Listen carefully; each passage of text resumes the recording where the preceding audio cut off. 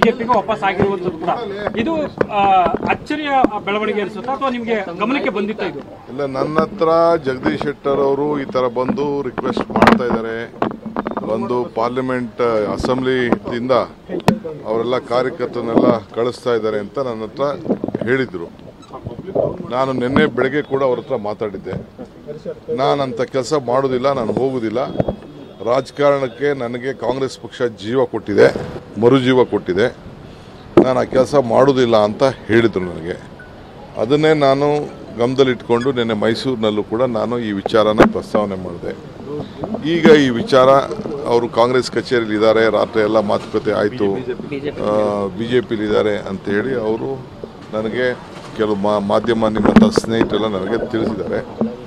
So ನಾವು ಕಾಂಗ್ರೆಸ್ ಪಕ್ಷ ಒಬ್ಬ ಸೀನಿಯರ್ ಲೀಡರ್ ಅಂತ ಹೇಳಿ ಗೌರವದಿಂದ ಆ ಪಕ್ಷ ಒಳ್ಳೆಯದಲ್ಲ. ಮೊನ್ನೆ ಕೂಡ ಅನೇಕ ಸ್ಟೇಟ್ಮೆಂಟ್ಗಳನ್ನು ಅವರು ಕೂಡ ಕೊಟ್ಟಿದ್ದಾರೆ. ಬೇರೆ ಬೇರೆ ಸ್ಟೇಟು ಈ ರಾಮ ಮಂದಿರ ವಿಚಾರದಲ್ಲಿರ್ಬೋದು, ಬೇರೆ ಬೇರೆ ವಿಚಾರದಲ್ಲಿ ಯಾವ ರೀತಿ BJP ದುರುಪಯೋಗ ಮಾಡ್ತಾ ಇದ್ದಾರೆ ಅಂತೆಲ್ಲ ತಿಳಿದಿದ್ದಾರೆ. ಸೊ ಅವರು ಅಷ್ಟು ಸೀನಿಯರ್ ಲೀಡರ್ ಬಗ್ಗೆ ನಾವು ಕಾಂಗ್ರೆಸ್ ಪಕ್ಷ ವಿಶ್ವಾಸವನ್ನು ವ್ಯಕ್ತಪಡಿಸ್ತೋ. ಈಗ ವಿಶ್ವಾಸಕ್ಕೆ ಧಕ್ಕೆ ಆಗ್ತಾ ಇದೆ ಅಂಥೇಳಿ ನೀವೇ ತೋರಿಸ್ತಾ ಇದ್ದೀರಿ.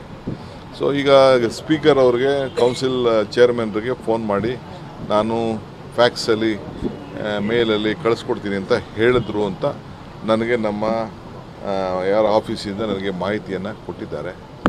ಅವ್ರದ್ದೇನು ತೀರ್ಮಾನ ಇದೆಯೋ, ಒತ್ತಡ ಇದೆಯೋ, ಯಾವ್ದಾದ್ರು ಒತ್ತಡದ ಮೇಲೆ ಕರ್ಕೊಂಡು ಹೋಗಿದ್ದಾರೋ, ಅವ್ರು ಬಲವಂತವಾದಿದ್ದಾರೋ, ಅವ್ರು ಏನು ಹೇಳಿಕೆ ಕೊಡ್ತಾರೋ ಹೇಳಿಕೆ ಕೊಡಲಿ, ಆಮೇಲೆ ಅದ್ರ ಬಗ್ಗೆ ನಾವು